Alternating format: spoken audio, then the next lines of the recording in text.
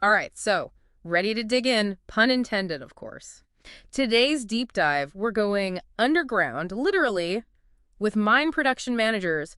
You sent over some sources on this career path, and wow, so much more to it than I thought. Right. It's really fascinating stuff. People hear mining, they think, it's digging holes, but it is so much more dynamic and complex. Yeah, no, that's what's got me interested. So before we jump into how to actually land one of these jobs, like paint a picture for me. What's a typical day like for a mine production manager? What are they actually doing? Okay, so imagine this, right? You're conducting an orchestra, but instead of instruments, you're coordinating people, heavy machinery, these complex extraction processes. Yeah. Um, your main job is making sure everything runs smoothly, safely, and you hit those production targets. Okay, that's way cooler than what I had in my head. I'm guessing it comes with a pretty serious paycheck, though. Right? That's got to be stressful work. Oh, absolutely. Not for the faint of heart. But the RoleCatcher guide we have here mentions the median salary is around $150,000. And it can go way higher depending on experience and the size of the mining operation. Plus, you're working in a field that's, well, vital to pretty much everything. I mean, the minerals, the metals, or smartphones, cars. It all starts with mining, right? Wow, yeah, I never really connected those dots before. We're talking global impact here, but let's talk about those stressful situations. What kind of challenges would someone in this role, what would they actually face? Well, think about it. You're working in a potentially hazardous environment, massive equipment, lots of moving parts. So safety is absolutely paramount. Got to make quick decisions under pressure, all while keeping your team safe. Makes sense. Strong leadership skills are non-negotiable then, I'm guessing. 100%. You're not just managing resources, you're managing people. Building trust, motivating your team, creating that culture of safety. That's all part of it. And it's not just about dealing with what's happening right now. You've got to think ahead, plan for the future, adapt to changes in tech, regulations, global demand, all of that. So you need to be a master planner, a problem solver, a people person, and maybe a little bit of a fortune teller too. You got it.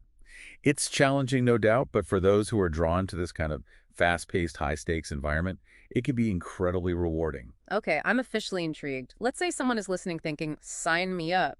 Where do they even begin to pursue this? Well, that's where a solid education comes in. And while you might immediately think mining engineering, and yeah, that's a great path, it's not the only one. Really?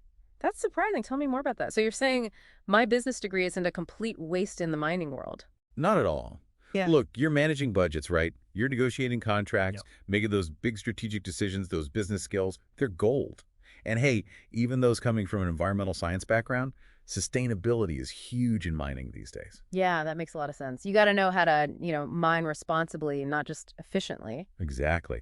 You need people who get those environmental regulations, who can minimize the impact on the ecosystems around the mine, and ensure everything's sustainable. So yeah, different backgrounds, they can be a real asset in this field. Okay, so you've got your degree. You're all fired up about a career in mining. What's next? Okay, let's talk must-have skills. Yeah. Imagine this.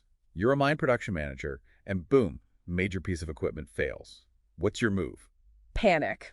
Okay, probably not the best move. Definitely not. This is where those problem-solving skills come in, right? Think of your feet, assess the situation, come up with a solution, and quickly. And if you're a certified mine safety professional, a CMSP, you'll have that expertise to make sure safety stays top priority the whole time. That CMSP certification sounds pretty crucial. Anything else that can give you an edge? This is a competitive field, right? Absolutely. A mine supervisor certification. That shows you can handle the leadership part. Essential when you're managing a team under pressure. And for those aiming for the top, that professional engineer license, the PE, that can open doors to those senior management roles. So it's like leveling up in a video game. You're collecting certifications to unlock new possibilities. I like that analogy. But beyond the certs, think about the soft skills too. Communication, that's a big one. You're always talking to people from the mine workers all the way up to the executives. Right? Yeah. You've got to be clear, effective, respectful, build that trust, and get things done. Right, because a mine isn't just about the rocks and minerals, it's about the people all working towards a goal. Speaking of working together, how does all of this, the education, the skills, how does that translate into an actual career path? That's where it gets interesting. RoleCatcher's Guide, they do a great job laying out that typical trajectory from entry level all the way up to senior mine production manager. Okay, so let's break that down. Someone just starting out, eager to get their hands dirty, what's that first step look like? So we've got this eager newbie. What's their starting point? Probably starting as a mine production technician, RoleCatcher's guide mentions that's a great way to get that hands-on experience, assisting with production schedules, learning about drilling and blasting, getting a feel for the whole extraction process. It's like a crash course in how a mine actually works day to day. Exactly. And they highlight this one profile, we'll call him Joe, started as a technician right out of college, mining engineering degree. He was eager to learn, not afraid of hard work, and that impressed his supervisors. Yeah, that combination, the know-how and the right attitude that goes a long way anywhere. Big time. So as Joe got more experience, he moved up to junior mine production coordinator.